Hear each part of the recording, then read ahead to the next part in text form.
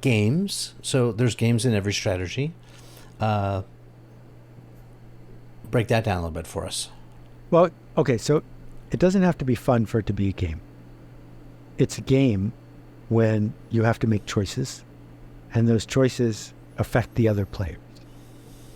And so if you are, Chase Jarvis years ago, Chase says, there are all these people who are trying to sell education online.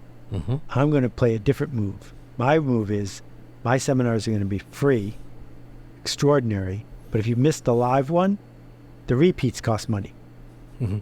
That was a brilliant move because he ended up satisfying the group of people who cared a lot, building word of mouth, and then happily charging for things people trusted would be good, right? Mm-hmm.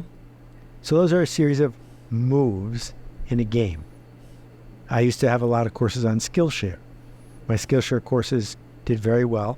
And then one day they made a shift. They said, from now on, everything is a penny a minute. There's like, you just become a member. We're not going to sell a la carte the way Udemy does. That was a move. And so we need to look at, are we racing to the bottom? Is our move to simply just cut our prices but be like them? Or are we making a move by doing something other people aren't willing to do? Mm-hmm. Is there a brand that comes to mind right now that's doing this well? That's playing the game the right way? Maybe a brand that we don't expect that's not. Well, every time I pick a brand, then they fail. So I'm not going to. Is that true? It's a little bit of a curse. I gave you a couple of small business examples. When you think about the move Howard Schultz made at Starbucks, he said, there's a Dunkin' Donuts in a lot of places. Yeah. I'm going to move over here in a different quadrant and offer a certain kind of person a certain sort of thing. Then they dominate. So then Blank Street Coffee comes along and they say, we're just like Starbucks, except you can't sit and hang out and we're cheaper. Mm-hmm. And then someone else will move over here and someone else will move over there. So the landscape keeps changing, but the idea still comes down to, what do people want and what are you able to do that your competition won't? Mm-hmm. Okay. And then time. Talk about time a little bit. Timing is everything, as they say. Timing is not the same as time. Time, James Glick has written a brilliant book about the history of time travel. Now, that seems absurd, the history of time travel. It turns out the time machine was invented by someone, we know his name. It's not a real time machine, it's just the idea of the time machine. Before 18-something, when H.G. Wells started writing about the time machine, there is no record of anyone ever talking about going back in time. That's just new, which blows my mind, right? And when we think about time as this invisible axis that's parceled out to everyone at the same rate, whether you're a billionaire or not, what it means is you get to plant seeds when other people say it's not important. And then you are able to carve out spaces that when it does become important, you've already gotten there. So my blog had 100 readers when I launched it, maybe 50. And it wasn't for a year before it became Seth's blog. But by the time my streak was 1,000, it was too late for anyone to catch up in my category. Sure. So I saw time as one of those components. I may not be the fastest person today, but I'm going to be running this race years from now when you've lost interest. Yeah, I feel like I'm running that race too, the tortoise's race, slow and steady. So maybe that's a good segue into choice, because you talk about the choice equals the future. You talk in the book about choosing your clients, choosing your competition, distribution. Can you talk about how the choice is the future? Okay. Who are your customers, right? So back when you were working for an unnamed, arrogant, difficult person. Which one? I'm not going to mention any names. Yeah. You signed up to spend your days making that person happy. You picked your future when you picked that customer. if I was in a fish store a few years ago in a really wealthy seashore suburb, and I said to the owner who was busy, it was off season, I said, "What do you do with all the jerks who come in here who are demanding this and demanding that?" He said, "It's very simple.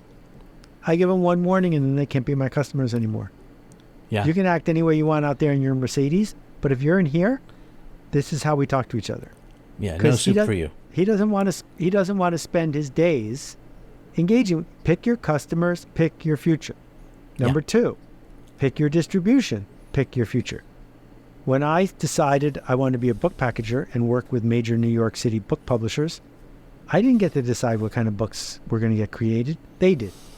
Because it didn't matter that I could prove with a spreadsheet that people would buy my book. They were my distribution. They were in charge. Right? And the third one is pick your competitors. That if you're competing against people who break the rules and race to the bottom, that's what you're going to have to do. Yeah, there's one more you mentioned. I like it. You pick your validation. Can you talk about that one? Yeah. So you and I have talked about this. Yeah. You know, are you counting how many TikTok views you have? Are you counting how many YouTube followers you have? If you have an easy metric in front of you, it's quite likely you're going to pay attention to that. And where you look for validation is going to change the work you do. Right. I mean, sometimes optics matter. Sometimes they do. I guess in the system of things, right? Well, if I need to persuade somebody to go along with what I'm doing, and they are looking at a number to see if I have status, then I have signed up for that number to matter. Right? So I decided that if someone needs me to have perfect 5-star reviews, they aren't the person I need to read my book. Right. I guess I think like a company like Meta, or, you know, back in the day, it's Facebook. They needed critical mass. You know, that's a business that you build, that you need a certain amount of users to get momentum. Yeah. And so, you know, sometimes. Right. And then Cheryl and Mark started measuring something else. And you can point to a couple elections ago. Should Facebook take political advertising? Right? Because what they had done is woven together a community of more than 1 billion people in the spirit of connection. And then to make the stock price go up, they start working with unethical organizations that violate people's privacy, and they start running ads that divide people. Mm-hmm. They didn't have to do those things. That was a very bad strategic decision. Mm-hmm. Mm-hmm. Let's shift to scaffolding. I love how you are making distinctions between marketing and tactics and strategy. They all sort of operate in an order of operations, but you talk about building scaffolding in marketing. Can you? Right. Okay. So it's a 100-year-old term that comes from a researcher who found that kids will get stuck learning almost anything unless a teacher intervenes at the right moment and gets them up to the next level. Then they can work on their own for a while. Scaffolding is that help. Mm-hmm. And one of the challenges we have of our divided class system is a kid who is growing up without enough support isn't going to learn the next thing and the next thing. They're going to get stuck. Right. Well, the same thing is true for customers. We need to build scaffolding to onboard them and move them up. We need to build scaffolding to make it easy for them to tell their friends. That one of the reasons that Facebook grew is it was so drop dead easy to invite other people to use Facebook. Sure. That's scaffolding. The engineers who built that didn't get paid enough because it worked so well. Got it. What are some, a lot of people who read my regular articles, they listen to the podcast, a lot of them are small business owners. A lot of them, and, if I'm doing the math right, last I checked, there's about 32 million small businesses in the United States compared to, I think, 11,000 sort of enterprise size, Facebook size companies, which means, 1% of the companies in the United States are responsible for 99% of the revenue, and the rest of the small business owners are holding it up kind of like with all these tiny little toothpicks. How does one, if they have a small business, think about scaffolding? Okay, so there are two kinds of small businesses. The vast majority of small businesses are jobs without a boss. Mm-hmm. And I'm not opposed to jobs without a boss. If you are a landscape architect and you have no full-time employees and you like being outside and making decisions, you have a job without a boss. You can't get 5 times bigger. Your hair would fall out, right? Mm-hmm. There are other businesses that are small but mighty and have a system in place that could benefit from growth.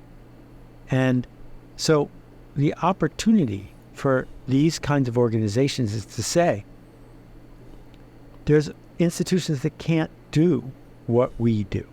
You can't call up McDonald's and have them cater your kid's christening. They don't do that.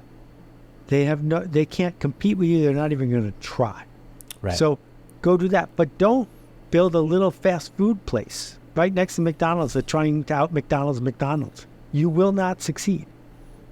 And to give you an idea of the scale of this, it's 24 years ago. I get invited to Bentonville, Arkansas to speak at Walmart. And Walmart has a big banner for their employees that says, you can't out Amazon. They gave up 24 years ago Mm-hmm. because they weren't willing to go to a place that Bezos was willing to go. And it was a worthwhile stall because for 25 years they've done fine. In the long run, they're going to be in trouble. But that's a pretty long run, 25 years. So the point is, if you have a small business, you need to look at big businesses and say, what aren't they willing to do? Right. And who am I going to do that for? Right. And that's, yeah. That makes a lot of sense. And by the way, how is the your wife's bakery doing? By the way, is now in hundreds of retail outlets, and some of the new items are the tastiest ever. So the bakery continues to flourish. That's great to hear. Let's talk about pricing for a second. So this is always a fun exercise for me. I love everything about pricing and price strategy.